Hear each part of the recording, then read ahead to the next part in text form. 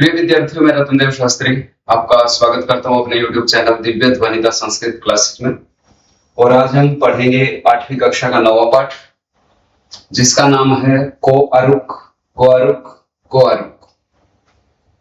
सबसे पहले तो यहां पर जो कोरुक शब्द दिया है, इसका अर्थ क्या है वो देखते हैं। इसका अर्थ हो गया कह प्लस अरुक। कह होता है कौन, अरुक होता है स्वस्थ, कि कौन स्वस्थ है। यहां पर जो प्रश्न है वो किया गया है कि को अरुक, कौन स्वस्थ है, कौन स्वस्थ है, कौन स्वस्थ है, इस पाठ का नाम है। और पाठ से स्पष्ट होता है कि इस पाठ के अंदर हमारे स्वास्थ्य से संबंधित, हमारे भोजन से संबंधित जानकारी होगी। चलिए पाठ देखते हैं। पाठ है कोअरुक, कोअरुक, कोअरुक। कौन स्वस्थ है, कौन स्वस्थ है, कौन स्वस्थ है। पाठ में एक माता और एक बच्ची है। वहां पर बच्ची अपने माता से पूछती है, लड़की अपने माता से पूछती है कि महती अम्ब माता महती बुभुक्षा बाधते शीघ्रम भोजनम परिवेशयतु। उस लड़के ने अपनी माता से कहा कि माता महती बुभुक्षा बाधते, महती का अर्थ होता है बहुत या अधिक, बुभुक्षा बाधते, बुभुक्षा होती है भूख और बाधते होती है परेशान करना, या फिर लग रही है कि बहुत अधिक भूख लग रही है। शीघ्रम भोजनम परिवेशयतु, जल्दी से भोजन दे दो या भोजन डाल दो।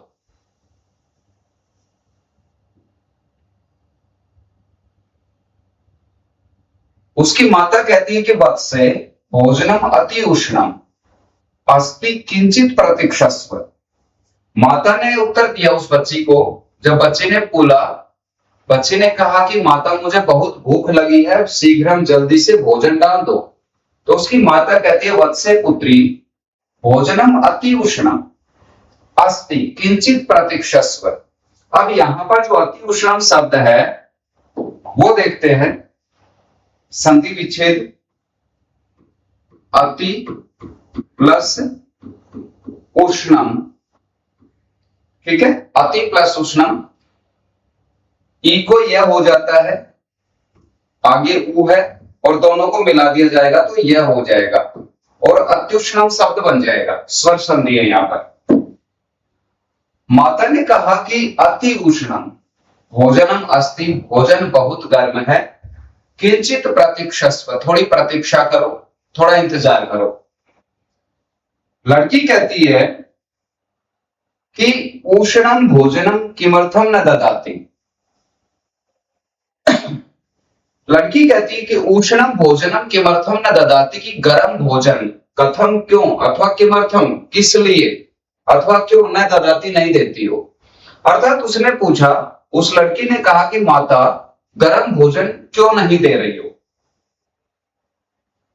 यहां पर उसका पिता जो है वो कहता है कि वत्से पुत्री बेटी मुखे दाह भवेत अपि च अति उष्णम भोजनम हितकरम न भवति इति आयुर्वेदस्य उपदेशः।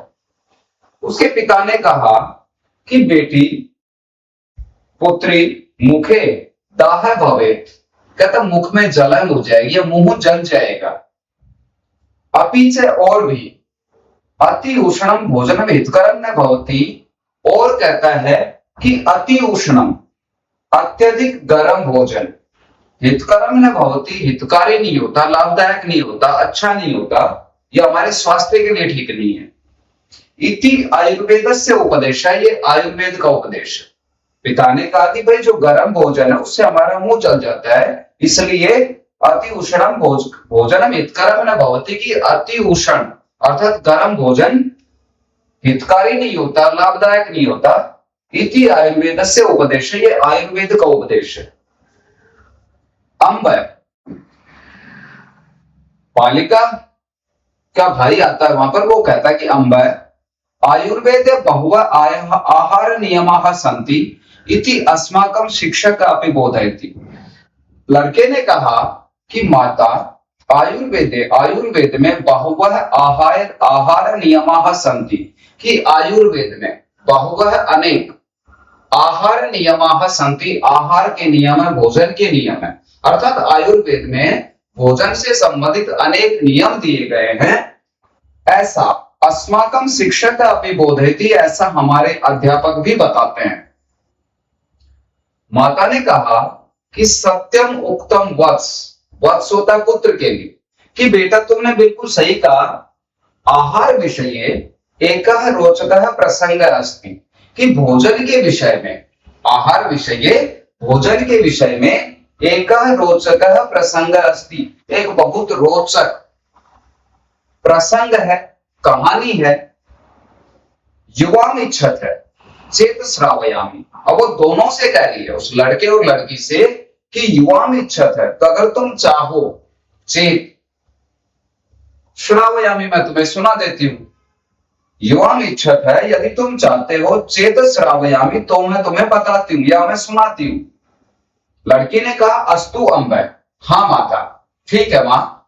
यावत भोजनम भोक्तुम योग्यम भवति तावत तम श्रावयतु, कि यावत जब तक भोजनम भोजन भोक्तुम योग्यम भवति, खाने के योग्य होता है, अर्थात जब तक भोजन खाने के योग्य हो जाता है, तावत तब तक तम श्रावयतु, वो कहानी सुना दो।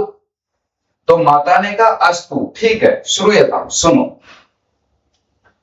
कहानी क्या है कि भारतवर्षे वैद्याः विभिन्नानां व्याधीनां शमनं कथं कुर्वन्ति इति ज्ञातुं पुरा भगवान धन्वन्तरिः मनोहरं शुकरूपं धृत्वा प्रतिग्रामम् अभ्रमत्। तथा भारतवर्ष में वैद्य चिकित्सक, जिसको हम डॉक्टर कहते हैं, वो चिकित्सक अथवा वैद्य, पुराने समय में वैद्य कहा जाता था, आज भी वैद्य होते हैं जो आयुर्वेद से इलाज करते हैं, उनको वैद्य कहा जाता है। तो भारतवर्ष में वैद्याः विभिन्नानां, कहते हैं भारतवर्ष में वैद्य विभिन्नानां, अनेक व्याधिनां, बीमारियों का, शमनम कथम कुर्वन्ति, इलाज कैसे करते हैं। शमन होता है इलाज करना, कि भारतवर्ष में वैद्य अनेक बीमारियों का इलाज कैसे करते हैं, इति ज्ञातुम, ये जानने के लिए, पूरा पहले समय, प्राचीन समय में भगवान धन्वंतरी जो कि आयुर्वेद के बहुत बड़े ज्ञाता थे, कहते हैं भगवान धन्वंतरी ही मनोहरम शुक रूपम धृत्वा, भगवान धन्वंतरी एक सुंदर तोते का रूप धारण करके प्रतिग्रामम अभ्रमत, प्रत्येक गांव में घूमते रहे या गांव में घूमने लगे। और भ्रमण काले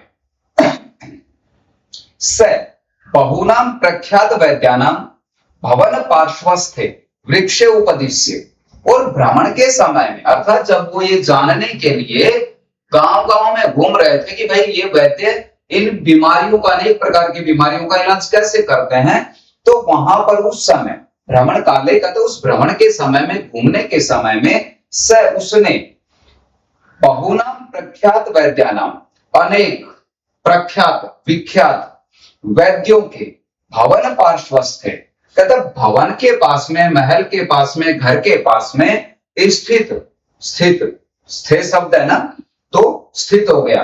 कहते प्रख्यात वैद्यों के, विख्यात वैद्यों के भवन पार्श्वस्थ है, घर के पास में, भवन के पास में, महल के पास में स्थित वृक्षे उपदिश्य, पेड़ पर बैठ करके क्या बोला, कोअरुक कोअरुक कोअरुक इति ध्वनि में करो, अर्थात उन्होंने कोअरुक कौन स्वस्थ है, कोअरुक कौन स्वस्थ है, कोअरुक कौन स्वस्थ है, इति ध्वनि में करो, इस प्रकार की आवाज की।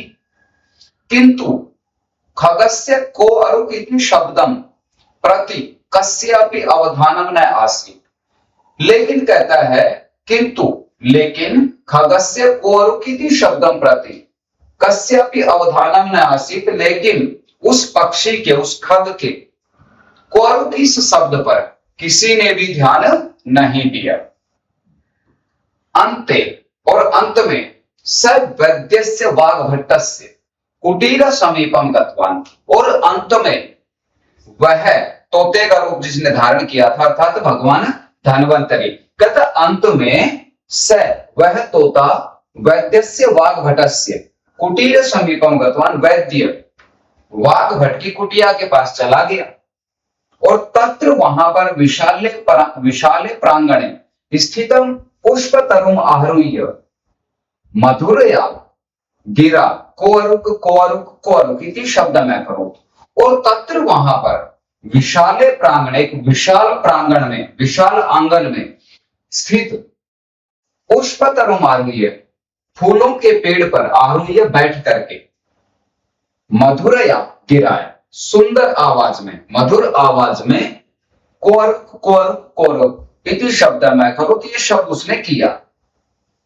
मधुराम वाणी श्रुत्वा, कहता उस मधुर वाणी को सुन करके, मधुराम वाणी श्रुत्वा उस मधुर वाणी को सुन करके चिकित्सा निरतः, चिकित्सा में लगे हुए वाग्भट है प्रांगणम आगत्य, वाग्भट ने प्रांगण में आकर के, आंगन में आकर के सर्वासु दिक्षु अपश्यत सभी दिशाओं में देखा।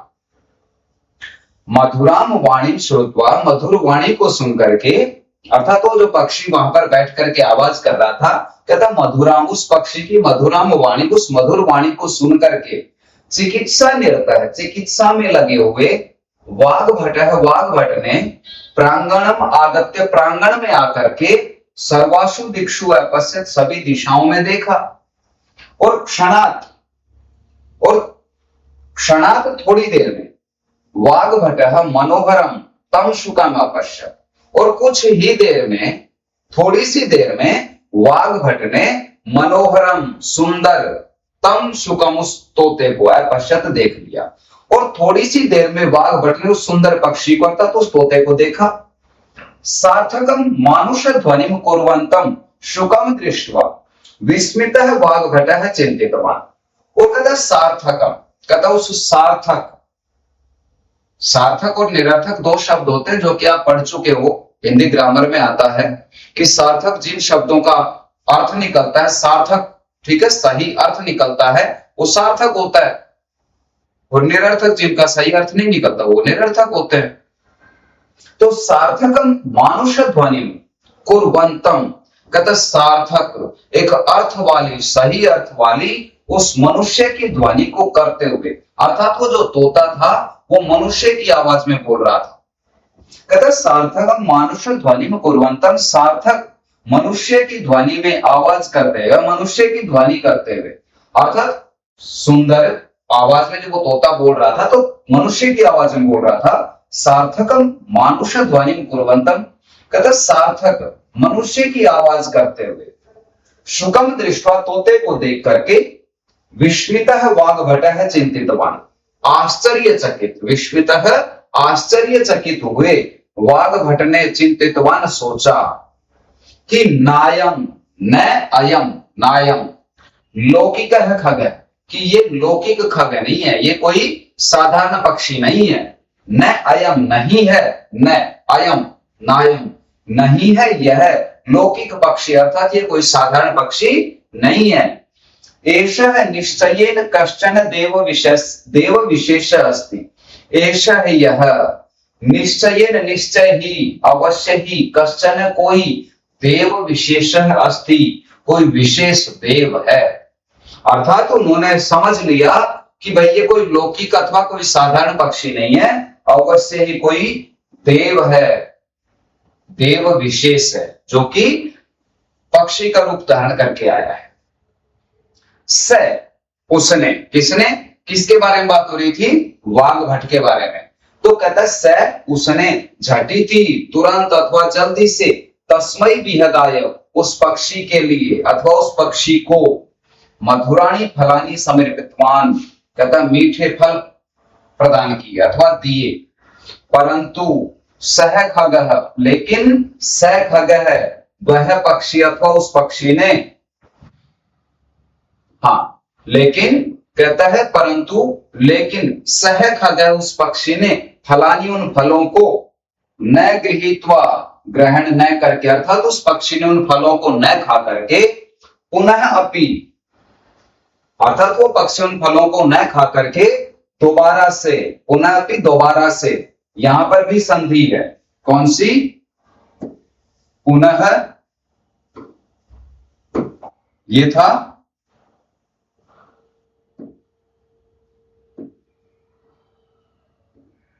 यहां पर संधि आएगी, देखते हैं कौन सी, ये था पुनः प्लस अपि, विसर्ग को रह हो जाता है और आगे ए है, तो दोनों को मिलाएंगे तो पुनरअपि शब्द बन जाएगा। अब ध्यान दें आगे, तो कहता है न गृहीत्वा, ग्रहण न करके, अर्थात उस पक्षी ने उन फलों को ग्रहण न करके, पुनरअपि दोबारा से, अर्थात वो पक्षी उन फलों को ग्रहण न करके दोबारा से, तथैव ठीक उसी प्रकार से, कोअरुक कोअरुक कोअरुक इति प्रश्न स्वरेण शब्द में करोत, इस प्रकार से प्रश्न के रूप में आवाज करता रहे, आवाज करने लगा, वही प्रश्न पूछने लगा। अथ उसके बाद, वैद्य वाग्भटः अचिंतयत, कहता उसके बाद उस वैद्य वाग्भट ने अचिंतयत सोचा, यत की यावत खगः प्रश्व प्रश्नानाम उत्तराणि न प्राप्नोति, कि यावत जब तक, अर्थात ये सारी बात सुनकर के उस वाग्भट ने सोचा कि यावत जब तक, खगः स्व प्रश्नानाम, ये पक्षी स्व प्रश्नानाम अपने प्रश्नों के, उत्तराणि न प्राप्नोति, उत्तरों को प्राप्त नहीं कर लेता, अर्थात ये जो प्रश्न करना है उसके उत्तर प्राप्त नहीं कर लेता, तावत तब तक, अयम भोजनम न वांछति, तब तक ये भोजन नहीं चाहता था, तब तक ये भोजन नहीं करेगा। ततः उसके पश्चात, ततः उसके बाद अथवा उसके पश्चात, स उसने, वाग्भट ने, ये ध्यान देने की बात है कि जब भी आपसे पठित और अपठित गद्यांश पूछे जाते हैं तो वहां पर स इति शब्द कस्मै, अर्थात ये वाक्य दे दिया जाएगा और पूछा जाएगा कि स इति शब्द है कस्मै प्रयुक्त है, तो ये स शब्द किसके लिए प्रयुक्त है, ऐसा पूछा जाता है, ये ध्यान देने की बात है। तो यहां पर किसके बारे में बात हो रही थी, वाग्भट के बारे में, ठीक है। तो स, तथा उसके पश्चात सह अचिरात एव, कहता अचिरात एव, अचिरात तय हो गया और आगे एव तो तय हो जाता है, संधि है, व्यंजन संधि। सह अचिरात एव, उसने जल्दी से, सूत्र रूपाणी, सूत्र के रूप में, त्रीणि उत्तराणी प्राददात, कहता 3 उत्तर दे दिए, अर्थात उस पक्षी ने 3 ही प्रश्न किए थे और उस वाग्भट ने, उस वैद्य वाग्भट ने सूत्र के रूप में त्रीणि उत्तराणी प्राददात, कहता उसने 3 उत्तर दिए, और वो उत्तर कौन कौन से थे, हितभुक, मितभुक, ऋतभुक इति, अर्थात उसने, जब पक्षी ने पूछा था कि कोअरुक कोअरुक कोअरुक, अर्थात 3 प्रश्न उसने पूछे थे और वाग्भट ने भी 3 ही उत्तर दिए कि हितभुक, मितभुक और ऋतभुक।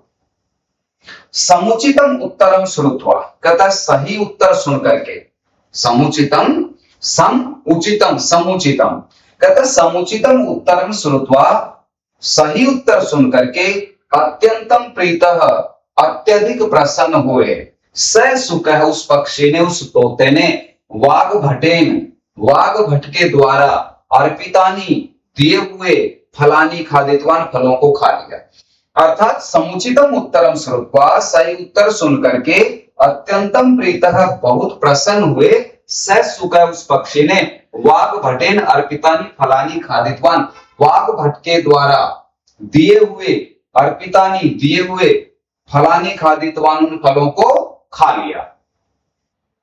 ततः उसके पश्चात, शुक रूपः धन्वंतरि वाग्भटम उक्तवान, और उसके पश्चात, तथा उसके पश्चात तोते के रूप में धन्वंतरि, धन्वंतरि ने वाग्भटम उक्तवान, वाग्भट से कहा, वत्स पुत्र अहम धन्वंतरि अस्मि, कि मैं धन्वंतरि हूं, उत्तमस्य वैद्यस्य अन्वेषणाय भारतवर्षे सर्वत्र परिभ्रमण अत्र समागतः, कहता है मैं धन्वंतरि हूं और उत्तम वैद्य की तलाश में, अन्वेषणाय खोजने के लिए, अथवा तलाश में, भारतवर्ष में सर्वत्र परिभ्रमण, सभी जगह घूमते हुए अत्र समागत, मैं यहाँ आया। अर्थात उसने कह दिया कि मैं धनवंतरी हूं और पूरे भारतवर्ष में एक अच्छे वैद्य की तलाश करते हुए मैं आपके यहाँ पर आ गया। और तव उत्कृष्टेन आयुर्वेद ज्ञानेन अहम अतीव संतुष्ट अस्मि, और तव तुम्हारे उत्कृष्ट, बहुत अच्छा, उत्कृष्ट होता है बहुत अच्छा, कहता तब तुम्हारे उत्कृष्ट आयुर्वेद ज्ञानेन, बहुत अच्छे आयुर्वेद के ज्ञान से या उत्कृष्ट आयुर्वेद के ज्ञान से, अहम मैं अतीव संतुष्ट अस्मि, बहुत अधिक संतुष्ट हूं अथवा खुश हूं। तुम अवश्यमेव आयुर्वेद अष्टांग विचार सारभूतम तंत्रम विचरयेहे विरचयेहे एतदुक्त्वा स अंतर्हितः। कहता तुम अवश्यमेव, अवश्य ही, आयुर्वेद अष्टांग विचार सारभूतम, कहता आयुर्वेद अष्टांग विचार सारभूत, अर्थात आयुर्वेद के अष्टांग 8 अंग, उनके बारे में विचार और उनका जो सार है वो तंत्र विरचय्य, तुम्हें लिखना चाहिए। अर्थात तुम्हें अवश्य ही आयुर्वेद के अष्टांग विचार के विषय में लिखना चाहिए। एतदुक्त्वा स अंतर्हितः, और यह कह करके, ऐसा कह करके, एतदुक्त्वा ऐसा कह करके, स अंतर्हितः वह अंतर ध्यान हो गए, गायब हो गए। एतत् ये सारी बातें, कहता है एतत् सर्वम, ये सारी बातें, दूरात दूर से, विस्मित पश्यन्तः देखते हो, कहता एतत् सर्वम, ये सारा दृष्टांत, ये सारा वृत्तांत, ये सारी बात, दूरात दूर से, पश्यन्तः देखते हुए, विस्मिताः शिष्याः आचार्य वाग्भटस्य समीपम आगत्य अपृच्छन्, कहते ये सारा दृष्टांत देख करके, एतत् सर्वम, ये सारा कुछ, दूरात दूर से, पश्यंत देखते हुए, शिष्य विस्मिता, शिष्य आश्चर्यचकित शिष्य या शिष्यों ने, आचार्य वाग्भट से समीपम आगत्य, आचार्य वाग्भट के समीप आकर के अपृच्छन पूछा, अर्थात ये सारा दृष्टांत देख रहे जो दूर विद्यार्थी बैठे थे, वो सारा दृष्टांत ये देख रहे थे। एतत् सर्वम दूरात पश्यन्त, ये सारा दृष्टांत दूर से देखते हुए और आश्चर्यचकित विद्यार्थियों ने, शिष्यों ने, आचार्य वाग्भट से समीपम आगत्य अपृच्छन्, आचार्य वाग्भट के पास में आगत्य आकर के अपृच्छन् पूछा। अब यहां पर जो आगत्य शब्द है वो देखो, आम, गम और ल्यप, ठीक है, प्रत्यय, उपसर्ग, ये सारे आपने पढ़े होंगे। कहता आंग ये उपसर्ग है, गम धातु और ल्यप प्रत्यय है। आंग का आशेष रहता है, गम हमारे पास है ही, ल्यप का यह शेष रह जाता है और ल्यप का यह शेष रहता है। ल्यप का, चलिए दोबारा देखते हैं इसको, इरेज हो गया। इसने कहा कि आगत्य, आंग उपसर्ग था, ल्यप और गम धातु थी,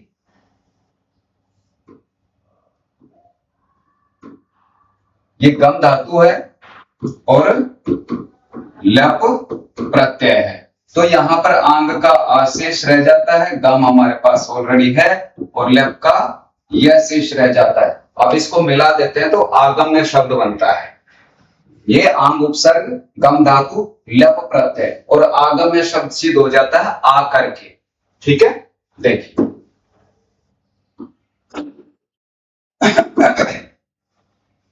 आगत्य अपृच्छन, आकर के पूछा, गुरुवर, गुरुजी, शुक है को अर्क इति उक्तवान तस्य को अर्थ।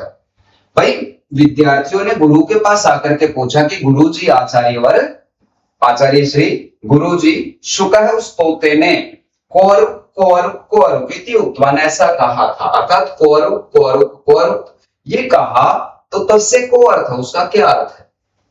अपीच भगवान किम उत्तरम दत्तवान, कहता अपीच और, भवान आपने, किम उत्तरम दत्तवान आपने क्या उत्तर दिया। तदा तब, उसके बाद, वाग्भटा उसके बाद भी कह सकते हो और तब भी कह सकते हो। जैसे बच्चों ने पूछा कि गुरुजी उस पक्षी ने ये जो 3 प्रश्न पूछे थे, कौर कौर कौर, आपने क्या उत्तर दिया, और तस्य को अर्थ है, उसका क्या अर्थ है, अर्थात इसका अर्थ पूछ रहे हैं। तदा वाग्भटः छात्राणाम जिज्ञासाम उपशमयन कथयति, और तब उसके बाद वाग्भट अपने शिष्यों की जिज्ञासा को उपशमयन शांत करते हुए कथयति कहते हैं।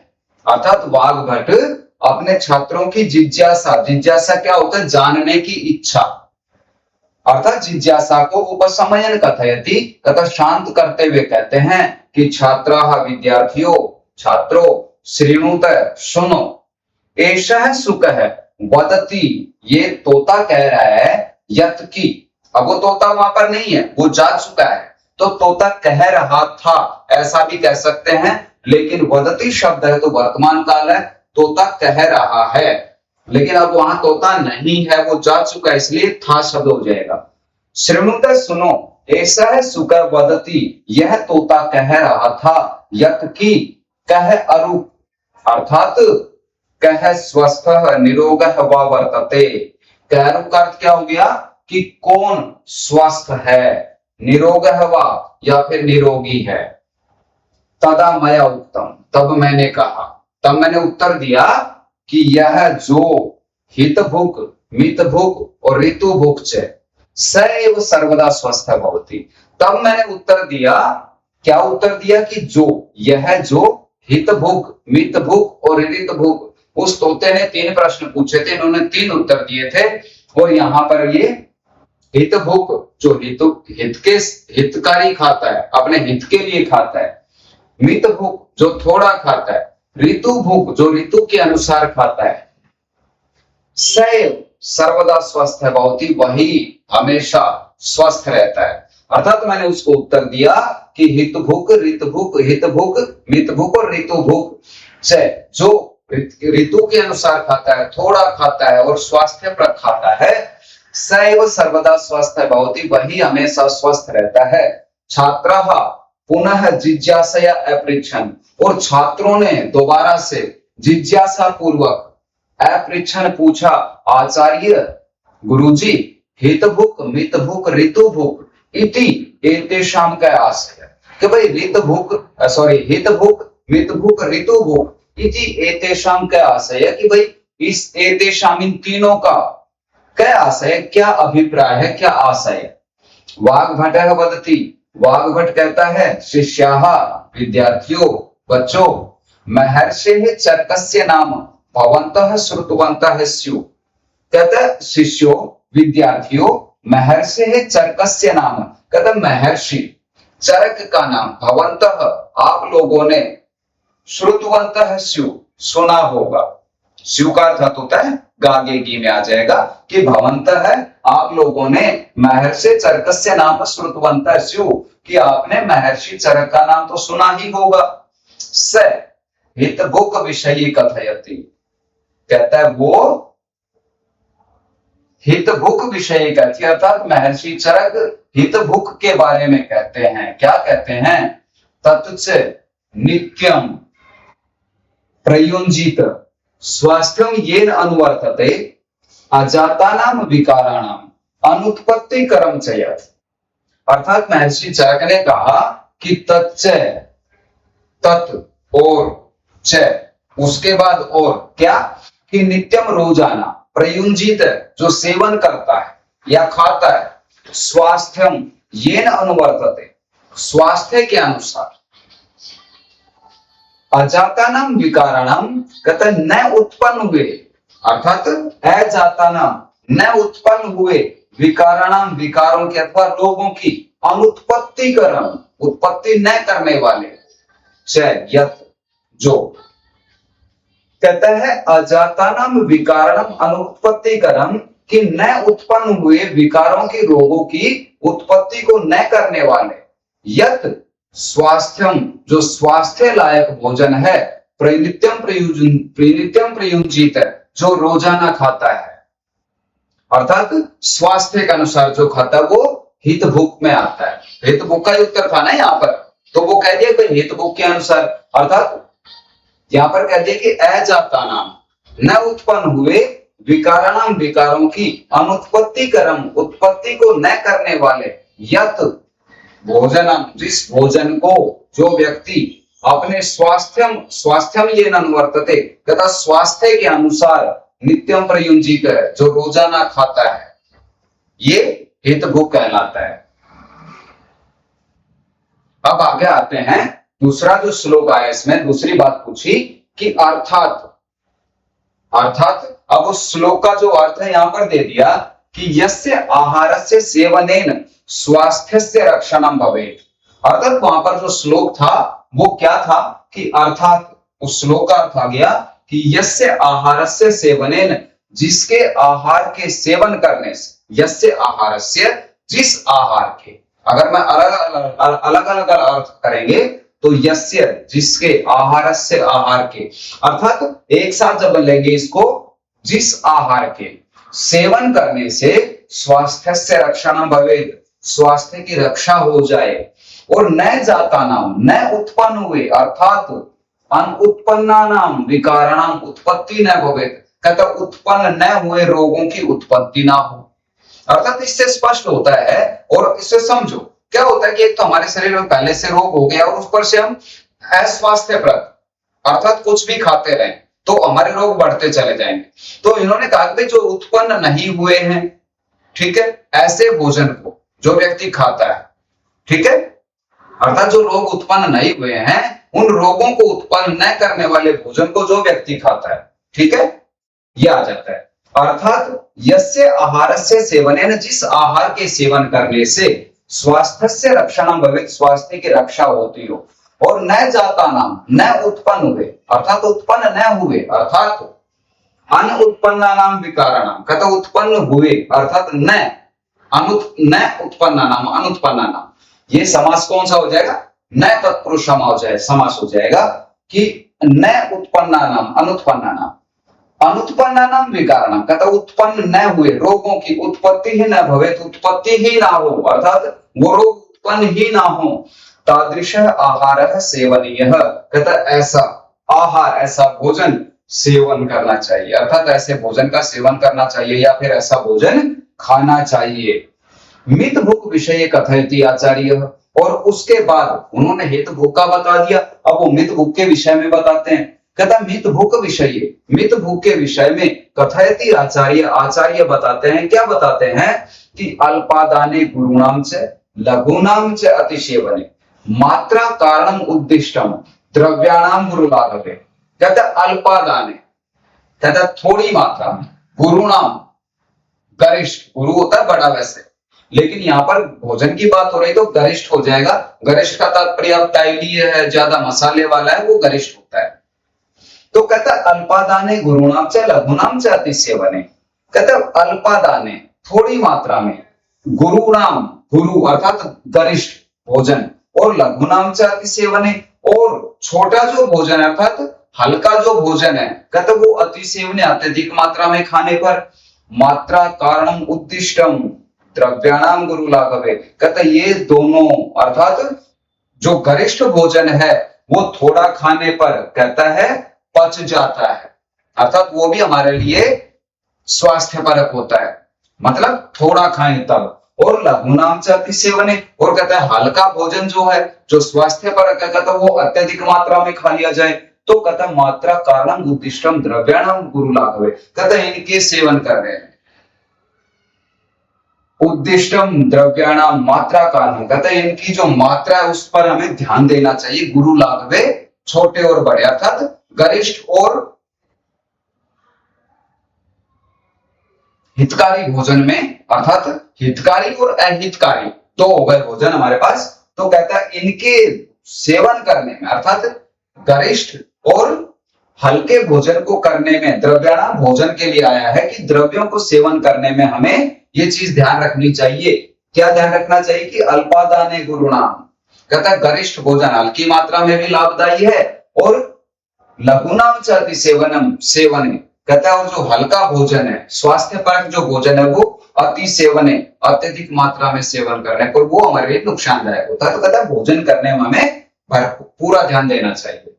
अब यहाँ पर अर्थ भी आ गया इसका नीचे, अर्थात गरिष्ठ द्रव्याणि अपि अल्प मात्रम सेवनेन सुपाच्यानि भवन्ति। कहता गरिष्ठ भोजन द्रव्य, गरिष्ठ द्रव्य क्या हो जाते हैं, कहता जो बहुत ज्यादा तैलीय हो, ठीक है, अत्यधिक मसाले वाला, या जो बाजार में हमें जो मार्केट में भोजन मिलता है रेडी, वो भी कहता अत्यधिक मात्रा में नहीं खाना चाहिए। वो अगर हम गरिष्ठ द्रव्याणि, ऐसे जो गरिष्ठ द्रव्य हैं वो भी अल्प मात्रम सेवनेन, थोड़ी मात्रा में सेवन करने पर सुपाच्यानि भवन्ति, अच्छी प्रकार से पच जाते हैं, पाच्य होते हैं, सुपाच्य होते हैं।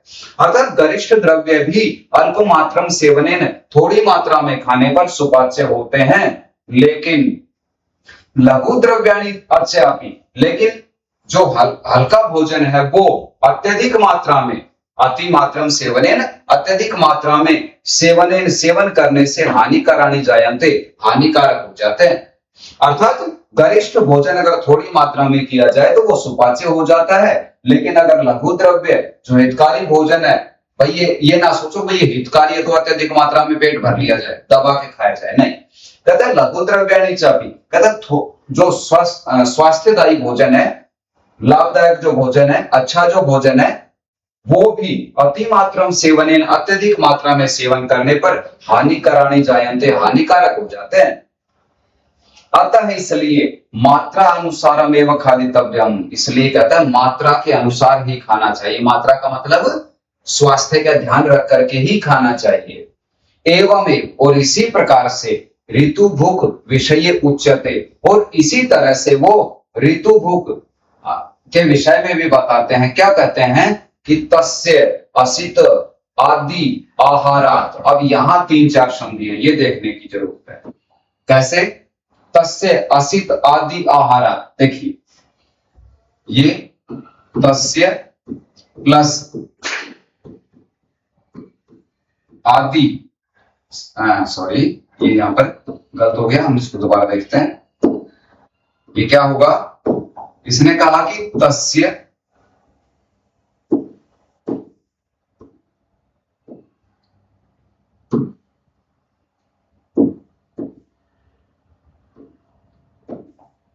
इसने क्या चक्कर है भाई,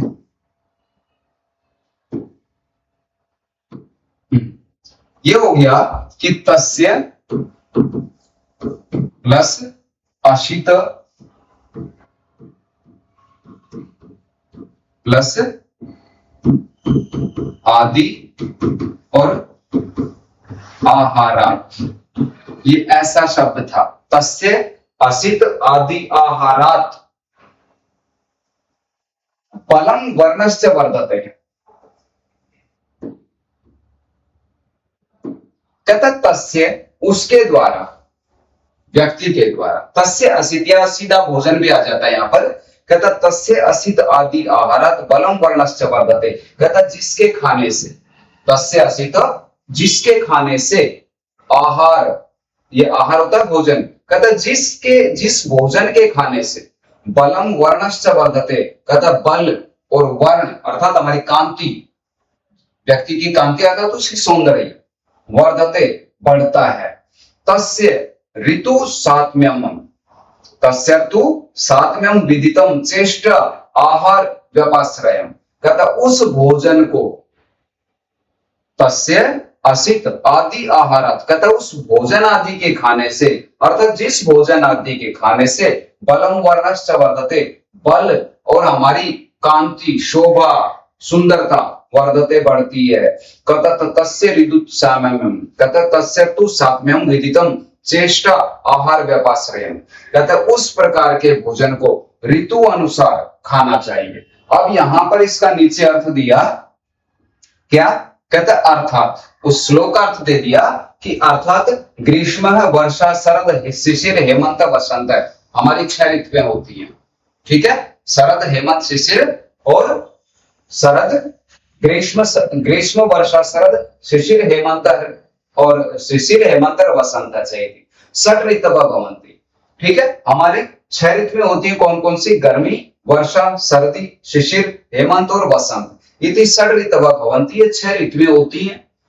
और यह पुरुष है जो व्यक्ति ऋतु नाम अनुकूलम, ऋतुओं के अनुसार स्वास्थ्य प्रदम आहार सेवनम जानाति, तथा स्वास्थ्यदायी, हमारे स्वास्थ्य के लिए लाभदायक आहार सेवन जानता है या भोजन करना जानता है या आहार का सेवन करना जानता है, या सीधा अर्थ ले लेते हैं कि जो व्यक्ति ऋतु के अनुसार स्वास्थ्यप्रद भोजन करता है, तद अनुसारम आचरणम च करोति, और उसके अनुसार आचरण भी करता है उस ऋतु के अनुसार, तो तस्य जनस्य असितम, कथा उस व्यक्ति के द्वारा खाया हुआ, अर्थात भुक्तम पीतम च, खाया और पिया, भुक्तम होता है खाया, पीतम च पिया, सर्वम अपि बलवर्धकम, कथा सारे का सारा। इसने बोला कि जो व्यक्ति ऋतुनाम अनुकूलम स्वास्थ्य प्रदम आहार सेवनम जानाते, कि जो पुरुष ऋतु के अनुसार, ऋतुओं के अनुसार स्वास्थ्य परक, स्वास्थ्य देने वाला, अर्थात हमारे लिए लाभदायक आहार सेवन करना जानता है, भोजन करना जानता है, और तद अनुसार आचरणम च करोति, और उसी के अनुसार वो आचरण भी करता है, तो तस्य जनस्य उस व्यक्ति के द्वारा असितम खाया हुआ, या उस व्यक्ति का खाया हुआ, अर्थात भुक्तम पीतम से खाया और पिया, सर्वम अपि सब कुछ, बलवर्धकम वर्ण कांति जनकम सुखवर्धकम आयु वर्धकम च भवति, कहता उसके खाया हुआ भुक्तम पीतम से सर्वम अपि, खाया और पिया सब कुछ बलवर्धक होता है, सौंदर्य वर्धक होता है, सुखवर्धकम सुख देने वाला होता है, आयु वर्धकम आयु को बढ़ाने वाला होता है। अतः इसलिए ऋतु अनुसारम भोक्तव्यमिति, कहता इसलिए ऋतु के अनुसार भोजन करना चाहिए, अतः इसलिए ऋतु अनुसारम भोक्तव्यमिति, कहता इसलिए हमें ऋतु अनुसार भोजन करना चाहिए। नियमित रूपेण समय अनुसारम सात्विकम भोजनम आवश्यकम इति ऋतु भुक् पदेन जायते, और कहता नियमित रूपेण, नियमित रूप से, समय पर, समय अनुसारम समय पर, सात्विकम भोजनम आवश्यकम, सात्विक भोजन आवश्यक है, इति ऐसा ऋतु भुक् पदेन जायते, ये ऋतु भुक्त जो शब्द दिया था कहता उससे जाना जाता है, उसको समझना चाहिए।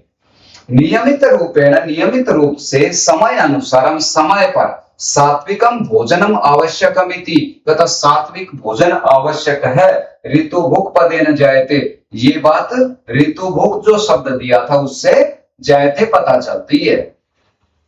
एतत् सर्वम श्रुत्वा, ये सारी बात सुन करके, कश्चन छात्र है वाग्भटम अपृच्छत्, किसी विद्यार्थी ने, किसी छात्र ने वाग्भटम अपृच्छत्, वाग्भट से पूछा, आचार्य गुरुजी हितु भुक्, हित भुक् आदि विषये वयं तु ज्ञातवन्तः, किंतु किम से सुख संतुष्ट है भवत्, एतत् सर्वम श्रुत्वा, ये सारी बात सुन करके, अर्थात वाग्भट ने जब अपने शिष्यों को सारी बात बताई तो कहता वो सारी सुन करके, कश्चन छात्र है किसी विद्यार्थी ने वाग्भटम अपृच्छत्, वाग्भट से पूछा, आचार्य गुरुजी हितु हित भुक् आदि विषय, कहता ये जो हित भुक्, रित भुक् और मित भुक् जो शब्द दिया था, कहता आदि के विषय में वयं तु ज्ञातवन्तः, हमने तो जान लिया, किंतु लेकिन किम से सुख संतुष्ट है भवत्, क्या लेकिन वो तोता संतुष्ट हो गया था, तदा वाग्भटः सुखस्य रहस्यम उक्तवान,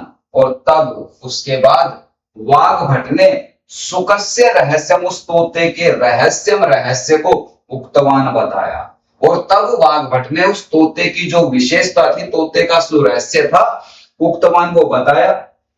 क्या बताया कि प्रिय शिष्याः, प्रिय विद्यार्थियों, अयम विहगः न सामान्य विहग, कि यह जो पक्षी था एक सामान्य पक्षी नहीं था, अपितु आयुर्वेदस्य पूज्य देवः भगवान धन्वंतरि एव स्वयं शुक रूपेण अत्र आगच्छत्, कहता अयम विहगः न सामान्य विहग, कि ये पक्षी कोई सामान्य पक्षी नहीं था, बल्कि, अपितु का अर्थ हो गया बल्कि, अथवा अपितु भी लिख सकते हो या परंतु भी लिख सकते हो, परंतु नहीं, अपितु लिख सकते हो, बल्कि लिख सकते हो। आयुर्वेद से पूज्य देव भगवान धन्वंतरि, लेकिन वो कहते हैं कि आयुर्वेद के पूज्य देव भगवान धन्वंतरि स्वयं सुख रूपेण धन्वंतरी ही एव ही स्वयं सुख रूपेण अत्र आगच्छत, कहता भगवान धन्वंतरी ही स्वयं तोते के रूप में यहां आए थे। अस्माकं कृते संक्षेपेण स्वास्थ्य रक्षणाय सूत्र रूपेण संदेशं च प्रदत्तवान भवन्तः अपि शृण्वन्तु स्मरन्तु च। और अस्माकं कृते हमारे लिए संक्षेपेण संक्षेप में संक्षिप्त रूप में स्वास्थ्य रक्षणाय अपने स्वास्थ्य की रक्षा करने के लिए सूत्र रूपेण एक सूत्र के रूप में संदेशम से प्रदत्तवान और संदेश दिया उन्होंने। और कहता हमारे लिए अस्माकं कृते हमारे लिए संक्षेपेण संक्षिप्त रूप में हमारे लिए संक्षिप्त रूप में स्वास्थ्य रक्षणाय स्वास्थ्य की रक्षा करने के लिए सूत्र रूपेण संदेशम से प्रदत्तवान एक सूत्र के रूप में उन्होंने हमें संदेश दिया। भवन्तः अपि शृण्वन्तु स्मरन्तु च, कहता आप भी उसे सुनो और स्मरन्तु च याद करो। वो सूत्र क्या है? कहता व्यायामः प्रातः उत्थाय प्रातः उत्थाय कहता व्यायामः प्रातः उत्थाय नित्यं दंत विशोधनम स्वच्छ जलेन सुस्नानम बुभुक्षायां च भोजनम। वो सूत्र क्या है?